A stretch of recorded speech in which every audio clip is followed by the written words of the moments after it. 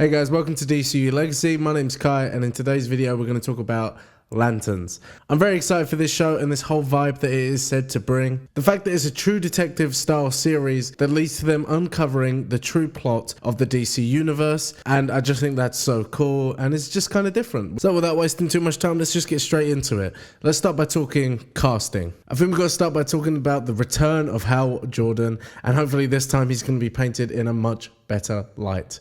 A bright green light, you may say. Now, I'll be completely honest, I haven't seen much of Kyle Chandler's work. However, I do think he looks the part. He has got that rugged, kind of gritty look that they said that they were going for initially. He is a Lantern legend, this Hal Jordan, so he is a bit more seasoned. He's older, and that's absolutely fine. I think he looks absolutely perfect in that first look that James Gunn posted a few weeks back. I love it. I think it's exactly what they said they were going for. I also noticed that we got a little look at his ring, and again, I think it looks pretty cool. I think they're going to change. I've actually got a little bit more of a discussion about the ring a bit later on, so I'm not going to talk too much about that now. And then, as I said, haven't really seen much of Kyle Chandler's work. I have seen him in one thing that I can at least remember, and that is because it was this year, and that of course is Back into Action, which is the Jamie Foxx and Cameron Diaz movie about them being spies. It's not the best take to kind of get a feel for Hal Jordan. One, because that movie probably isn't really the tone that DC, James Gunn and Peter Safran are looking for when they're thinking about the Lantern series. But two, and a spoiler ahead just in case you do want to watch this film, plays the villain. So yeah, I don't think that's really the tone that Hal Jordan's going to give across. But I think he'll smash it anyway. He seems to be a really good actor. A lot of people seemed very happy about this when it got announced. So, you know, like, he's got the look. I'm happy to see it. Let's see where it goes.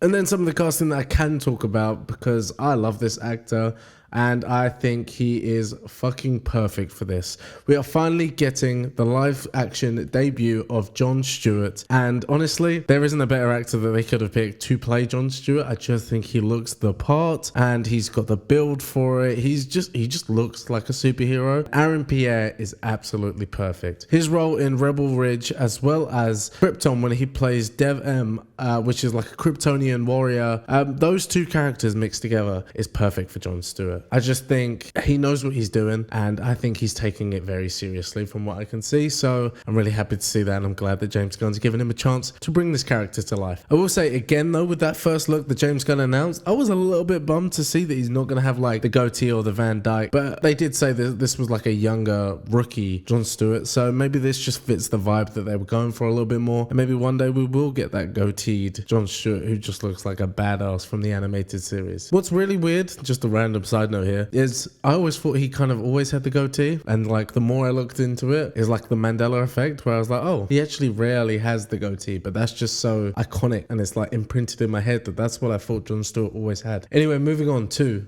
the story. So as I mentioned earlier, this is a true detective style series where we follow Green Lantern's Hal Jordan and Jon Stewart as they investigate a murder in the American heartland, leading them to a dark Earth-based mystery being mentioned to be the center plot of the DCU, which is just, again, just sounds so interesting, and I feel like Lanterns is perfect for this. I mean, they're space cops investigating a murder, and that just feels right. There's been a lot of discussion about whether these two are going to be meeting for the first time throughout this series, which would be kind of cool to see like Jon Stewart's beginnings. However, on the other hand, I do think it would be better if they are sort of short-term partners, like they have only become partners in the last year or so. That way we still have Jon Stewart being a bit of a rookie. He's like new to it all, but he's not so new that the space lingo and just the mentions of outer worldly things are like stunning the guy, and he's just a bit like, not a buffoon, but just a bit of a novice. Now, when mentioning the story, I feel like there's got to be a list of things that any DC, Green Lantern, or just nerd fan wants to see in this show.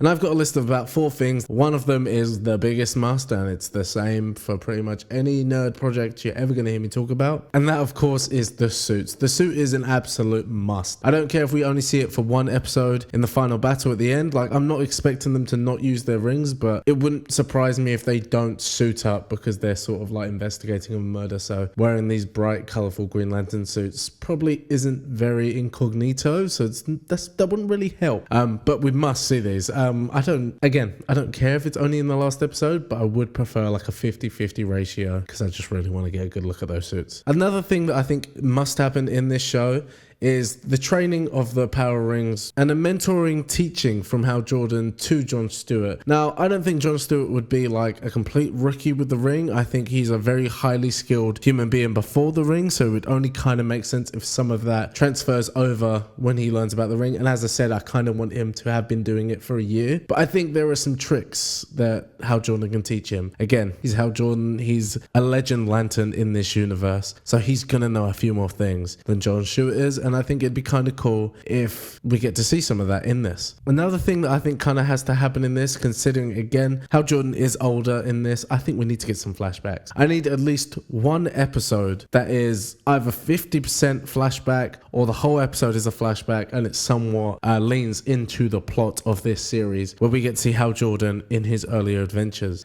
And this is the last one. It doesn't really count, but I see a lot of controversy about it online, and it could still play into the lore of the Green Lanterns. It would be kind of a cool little head nod for them to like explain it a little bit further, even if it's just a 2-minute sentence of Hal talking to John just randomly about it all. But as we may already see, I mentioned it earlier, we can see Hal Jordan's ring in this, and Guy Gardner got a closer look in the Puppy Bowl this year, and you can also see his ring. They are noticeably different. Like, people would say that they're kind of similar. They are kind of similar, but they are different. And why would you do that if there wasn't like a reason? Now, I'm not like everyone where I think it's a massive issue, and I don't think there necessarily has to explain it.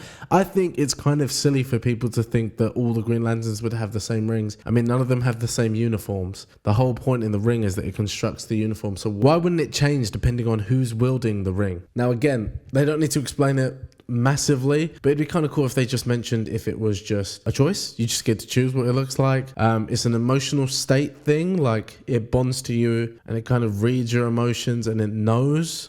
Or maybe the rings are just all different. All the rings are different. So Abin Sur's ring and Hal Jordan's ring are the same ring because that's the one that Hal Jordan got. And Jon Stewart's ring is the same as whoever it come from before him. But I think it would be kind of cool if it changes depending on which lantern wields the ring, because it just makes it a bit more personal and it just shows their ability a bit more. It's only really a quick episode today because there's not really that much out to talk about this. So my last sort of topic is rumors and extra casting.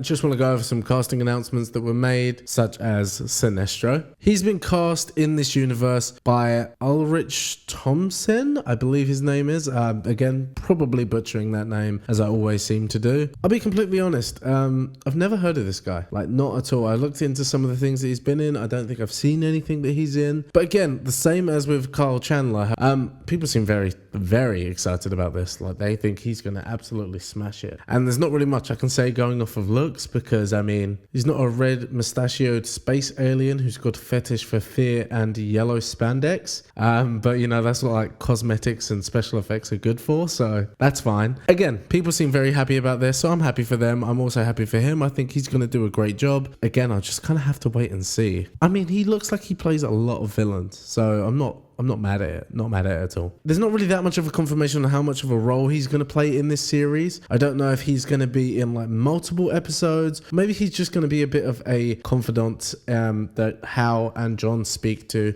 get inside the head of like a criminal. He also could possibly just be, and this is obviously my own headcanon because I'm the one who asked for this, he could be in flashback scenes. He might not be present day Sinestro. He might be flashback scenes to maybe when he was training Hal, or could be flashback scenes to a fight between him and Hal after he just turned, which would be cool because again, we'd get to see the Sinestro suit, and I love a suit, so let's do that, please. Next rumors and somewhat confirmations are other lanterns / heroes.